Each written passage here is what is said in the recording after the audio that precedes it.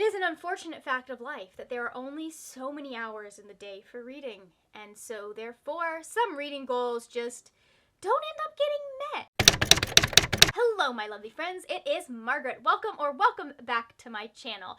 Today we are going to be talking about the 22 books that I wish I'd read in 2021. Now I have seen a whole bunch of people making like 22 books that I want to read in 2021, and so that's kind of this list, but I wanted to put my own special twist on it. So I've sat down, went through all of the TBRs that I made last year, even some of the ones that never got posted, and my physical TBR to find 22 books that I wish I had read in 2021. The 22 books that I was most excited or invested in reading at the time that I heard of them, and then just, you know, life happened and I didn't get around to them. That is what I am best at. I have 6 rereads, 6 backlist books, and 10 new releases from 2021 that I wish I'd read. Hopefully now that I'm changing up how I do my TBRs and there are actually consequences, this will be different and some of these books will have been read by the end of the year. Before we get started, if you enjoy this video, please give it a thumbs up and don't forget to hit that subscribe button if you are new here and you want to see more from me. I make books and writing content, more on the books right now, less on the writing, but we're getting back to that. And if you enjoyed this video, go ahead and stick around to the end because I will have other videos that you can watch. So the first category that we're going to be talking about are the 6 books that I wish I had reread in 2021. This is one of the ones where I sat down with my old TBRs and was like, what books did I say I was going to reread in 2021 that I just never got to? The first one we're going to start with is going to be one that it honestly is just like a travesty that I have not reread this book yet. It's like my 3rd or 4th time rereading it, so I maybe not the highest priority, but I love these characters, I love this world, and that is 6 of Crows by Leigh Bardugo. This is a book about 6 friends having to do a well, friends might be stretching it. It's your typical, like, heist novel, heist team. We've got the guy that's good at putting all of the stuff together, we've got the girl that steals stuff, we've got the girl that does magic, we have the muscle, we have the guy that likes to shoot things, and we have the guy that is really good at building the things that they need. Leigh Bardugo's world building is so rich and wonderful, and her characters and the banter, and so I want to reread this. I want to actually annotate it this time around. The next book that I'm going to talk about is another one that I want to read physically and annotate, and that is Lazaretto by Diane McKinney Whetstone. This is a historical fiction. It's set shortly after Lincoln's assassination, and it starts there and then follows a couple of families.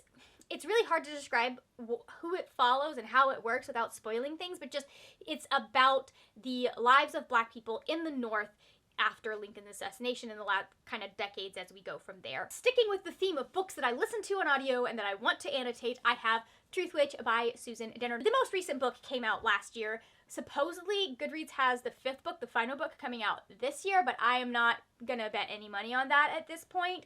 But I really want to reread this and the last, like, all of the books that are in this series before the final book comes out. If we do have a announcement, I may push this towards, like, when that happens. So this is kind of a, maybe I will try and reread it this year, maybe I will wait. The next reread is one that I have been talking about for like 3 or 4 years. I finally finished the first 2 books, so now it is time to finish the 3rd book, rereading that one, and that is The Summer Children by Dot Hutchison. This is a thriller series that follows an FBI team that they are investigating different serial killers that are involved, or like basically children are the victims of these serial killers. That is what their team's job is working with children. And so, like, it's not everything that they handle is serial killers, but like everything they handle is kids. For books that are about death and murder and terrible things happening to people, these are also very much about family and friendship and the people that you choose to have in your life. And I loved every single one of them. The first one still is one of the only books that has almost gotten me to cry. So that tells you something about how wonderful and emotional these are. They are also very, very dark. Most of the crimes that happen are at some level involve sexual assault. So if that's something that really gets to you, I definitely look up trigger warnings for these. I also would really like to finally finish the Land of Ingary trilogy, so that means that I need to reread Howl's Moving Castle by Diana Wynne Jones. Need may be the wrong word considering that I have read this so many times that my other copy is physically like 2 seconds away from falling apart. Like if I read it one more time, it may not survive that. So I probably don't need to reread this, but who's not going to take an excuse to reread Howl's Moving Castle? If you loved the movie, you will also love this book. They are very different, but they are also, like, they keep the same vein, the same kind of a focus on storytelling. I love the movie with my whole heart. It is wonderful. It is fantastic. I had to pick this up the minute I found out that there is a book about it. There are things in this. There are different themes explored in this that I wish we had had more in the movie, but like I appreciate the movie. And then the final one is another one that I've been saying I was gonna reread for a while, and I actually have a video planned for when I reread this, so that's part of why I haven't been doing stuff, because I'm still in the middle of another project. But that is Heist Society by Ally Carter. This is the first book in the Heist Society series, obviously by the title. It's about a group of teenage thieves that have to pull a heist. You can tell I like heist books. I like books with kids doing spy stuff and all of that good stuff. Love the interplay between the characters and the relationships between them. I've heard people say that, like, I don't like the heists or whatever, and I'm just like, I'm not reading for the heist, I'm reading for the characters. Like, why, like, who cares if the heist is a good heist? The reason you're there is for the characters. Why would you care about a heist if you didn't care about the characters? Now it is time to go on to the 6 backlist books that I wish I'd read. The way I am counting backlist, because there is one that is like, it's the author's debut on here, but the way that I am counting backlist, for those of you that are curious, is anything that came out before 2021. The first one is The Forest of a Thousand Lanterns by Julie C. Dow. So I ended up reading Song of the Crimson Flower, and I really was impressed by how much plot and character and world building Julie C. Dow was able to fit into a 269-page book. She just had a masterful grasp of her world and her characters. So I was like, I've got to see what else she has written. If you are interested in the review for that, I will have it linked up top and in the description box, but this is the series that started it all. Forest of a Thousand Lanterns is a Snow White retelling. This one is from the Evil Queen's perspective, like her backstory almost, and I'm really intrigued based on what I know from the world in Song of the Crimson Flower. I'm really intrigued to see what is going on in this world. The next one is one that was on my Indigathon TBR and I just was not able to get to it. That is Winter Counts by David Huska Wombly-Wyden. This is a thriller set on, I believe it is it Rosebud Indian Reservation over in South Dakota. It follows Virgil Wounded Horse, and he is involved in an investigation that also is involving his nephew, I believe it is. I have heard nothing but good things about this from my friend Michelle, and so I was really, really excited just based on how Michelle talks about this book. I had to pick it up. The next one that we're going to talk about is Stalking Jack the Ripper by Carrie Maniscalco. I need to read this as soon as possible. I do actually have plans that will force me to read this. Keep your eyes open. There will be an announcement coming soon. But I have this for another video that I'm working on, and I really want to finally just get through this. It sounds like I'm going to enjoy it. I've heard great things about the romance. I love the idea of this woman who is living in a Victorian society and wants to do something very sciencey and is not getting the chance to do so because she is a woman, and like kind of figuring out how she's going around those boundaries. I really enjoy it. I did read the first chapter for an Avengers thing, and I really liked the first chapter when I read in that. The next book we're going to be talking about is The Vanishing Season by Dot Hutchison. This is the reason that I needed to reread the first 3 books, because it's been so long since I read the first 3 books that I was like, I'm not going to get the full impact of this story if I have not reread them. So I'm going to be rereading those, and then I'm going to be getting to this. This is the 4th book. This is, it follows Sterling, I think, which is she's the newest addition to the team, and I'm really going to enjoy it because, ooh, yeah, it's like she's part of my favorite ship in this series. Not that this series is in any way, shape, or form really about the romance. It's just about these characters, like the FBI agents' lives and the victims' lives. But I really like these 2 characters together, and I'm ready to have more of them. Like in the last book I just finished, it's when they meet, and I'm just like, that man does not know that he has just met his future wife. Speaking of those very distracting fantasies, I have A Curse So Dark and Lonely by Bridget Kimmerer. This is a Beauty and the Beast retelling, from what I understand, where the prince is cursed, and so every year, like they're frozen in time, and so every year he is able to send someone to the human world to get a human girl who may be able to break his curse. You know, Beauty and the Beast. I've heard really good things about the conversations that this book does have around disability.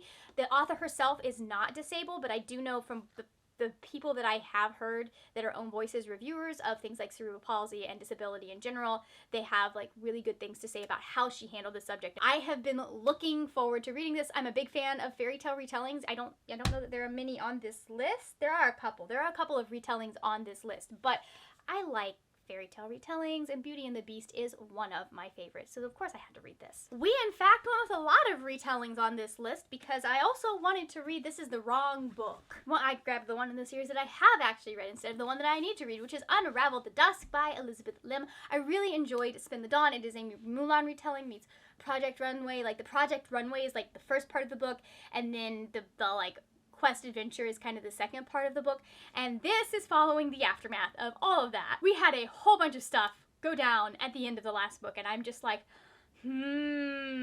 what, how are we going to fix this? And it is surprising to me that I waited as long as I did to finish this. I really enjoyed the characters and the romance and all of the stuff that is going on in this series, and I want to know how it ends. So hopefully I'll be reading this year. Now we are going to move on to the 2021 releases that I never got around to last year, but I would like to actually have read. We are going to start out with what would have been my most anticipated book of the year if I had known it was coming out before, like, July. I didn't realize, like, it was right before this came out that I finally realized that he had a book releasing, and that is Daughter of the Deep by Rick Riordan. This is a retelling of, I think, 40,000 Leagues Under the Sea by Jules Verne. I've read the book, not my favorite. The writing was weird, but, like, it was a good story, and I think I'm going to enjoy what Rick Riordan does with this retelling. I think that Rick Riordan does a really good job of retelling stuff and finding ways to work in the things that make a story, like the story that it is, and like translating them to a more modern setting and all of that good stuff. So I am really excited to be rereading this. I know that it reimagines the main character as a girl, so I'm excited. She's like a freshman. She's like 14, 15, I think. So I think this is actually going to end up being like a little bit older than his Percy Jackson series, which I'm really looking forward to. I love how I looked at these books about 10 minutes ago and was like, oh yeah, I mean, like there are some retellings, but not a lot. And then like I have another one. It's Where the Rhythm Takes You by Sarah Doss. This is a retelling of Persuasion. Persuasion is one of my favorite Jane Austen novels. I've heard that it's really hard to get right. I haven't read that many retellings of Persuasion, though. I've read a lot of Pride and Prejudice, but not Persuasion. So I am excited to see what happens, how she's going to be doing this. It does happen on... Hold on, it's 2 T's, and I'm really bad when things start with the same letter. Tobago. This is about a girl who lives on Tobago, and I'm assuming that there is a boy that she fell in love with, and then he had to leave, and like they didn't do a relationship thing, something like that. It's Persuasion, so I kind of know the basic plot. I don't know who anyone in this book is, though. Next book we're going to talk about is Perfect on Paper by Sophie Gonzalez. So this is about a girl who she writes a romance/relationship advice column for her high school anonymously, and then a boy finds out about it, and he's using it to blackmail her into being a relationship coach for him because he wants to find a girlfriend. She also has a previous girlfriend, I think, that is causing, like, she gummies up the works somehow. I'm not entirely sure, but like she's causing slight problems. I am really excited. I have heard fantastic things about this from, I believe, both Cal over at Retrieving Books and Brianna at Four Paws in the Book. So it comes highly recommended by friends, so I absolutely had to go out and buy it when they started raving about it. Another book that I have because of friends is To Love and to Loathe by Martha Waters. I read the first book, To Have and to Hoax, earlier this year, like sat down and read it in a day. These are Regency romances. The first one is about a couple that they're having some issues, and then one of them gets hurt and he doesn't tell the wife, and the wife gets upset about that, so she decides she's giving him a taste of his own medicine, and then it's this really weird comedy of errors, like escalating, like they're trying to get the other's attention and get back at the other for the things they're doing by increasingly like leaning into the idea that she may be sick. I loved it. She's faking, I believe it is consumption, and it's really funny. And I'm really excited about this one because this is 2 characters that it was fun watching them interact together, but we didn't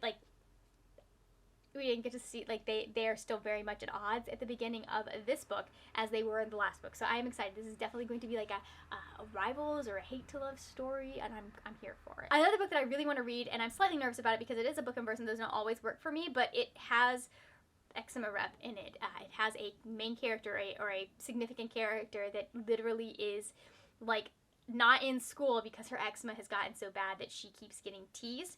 But that is The Magical Imperfect by Chris Barron. This is about, I think it's Etan. Yes, Etan. And he has gone selectively mute because his mom died, and it's about him connecting with her family because he's like delivering groceries or something to kind of help earn extra money for his family. I'm really excited to read this. This is like I have a feeling this is going to be a very I think this is going to be a book that me as a child would have loved to have, would have needed. So I'm excited to see where this goes. I do have another romance sequel on that list, and that is All the Feels by Olivia Dade. I read Spoiler Alert last year and absolutely adored it. I thought it was so well done. And this is a book that takes place like concurrently, I think, in parts to what's going on in Spoiler Alert, but it's about 2 characters that we meet in Spoiler Alert, and I am excited. Not so excited about the fact that I think we're going to have to relive the most embarrassing book most embarrassing part of spoiler alert, but it's fine. I'll get through it. I will manage. It got pushed, so I couldn't find it at the bookstore when I was ready to read it, and so then other things happened, but now we're here and we're gonna read it. The next book I want to read is Little Thieves by Margaret Owen. This one, the author kind of won me over on Twitter with pictures of her cat, so I started following her because of that, and then people started raving about her book, so obviously I had to read it to support a fellow Margaret. I don't remember much about this. I know it is about a girl who is slowly being turned into gems because she has been cursed. It is a retelling of something. I don't remember the exact name of the fairy tale or whatever it was, but it is a retelling of something, and I have heard wonderful things about it, and the snippets that the author has posted makes me think that, like, the main ship of this book is just going to make my heart sing. They're, like, so grumpy with each other, and they hate each other, but, like, in a, like, I'm denying my attraction to you kind of way, so I'm here for it. The next one on this list is The Ivies by Alexa Dunn. This is it's based around the college admissions scandal that happened a couple of years back. Alexa actually used to work in college admissions, and so she kind of got the idea to write a thriller, and it's about, I think people start ending up dead, or they're being manipulated, or something like that. Oh, hey, the receipt is still there. What is that doing there? There's an elite clique, and the main character is not in this clique, and then they invite her, and she's like, what's going on? Next book is another one that comes highly recommended by Cal over at Retrieving Books. Like, he was like, oh my god, this was the best book ever when he read it. Like, he was crying, all of that good stuff. That is The Cost of Knowing by Brittany Morris. I loved everything about Slay. She did such a good job with that book. She did, like, just chef's kiss. It is an amazing book, and I cannot wait to see what she does with this one. This is about two brothers. They both have superpowers, and, like, the older brother has the superpower to see, I think, how people die, or, like, bad things that happen to people, and he accidentally sees his younger brother's death, and so now he's trying to stop it. That's the basic gist that I know about this story. I know I'm going to really enjoy it. And the final book that I was really excited for in 2022 and then just didn't read for some unknown reason is The Wife Upstairs by Rachel Hawkins. I believe this is like a domestic thriller, and I did not realize this when I bought it, but it is a retelling of Jane Eyre. So the title then makes sense. I'm really excited. I really enjoyed what is the series? I believe it was the Hex Hall series that Rachel Hawkins did, and so I'm excited to see what she does with an adult, like, thriller novel. That sounds like it's going to be really good and really up my alley. And again, I love retelling, so I think it's going to work for me. So those are the 22 books that I should have gotten to in 2021. If you're feeling chatty, again, let me know in the comments, what book do you wish you'd gotten to in 2021? Like, you should have been there. It should have happened. And it just didn't. Let me know what book that is, or books. Books plural can work as well. If you are not feeling chatty, but you want to let me know that you watched to the end of the video, go ahead and just leave that little calendar emoji. Thank you so much for watching. If you enjoyed this video, don't forget, I will have videos over here that you can also check out. That is it for now, my friends. Happy reading, and I will see you later when we will talk about more wordy, nerdy things. Bye!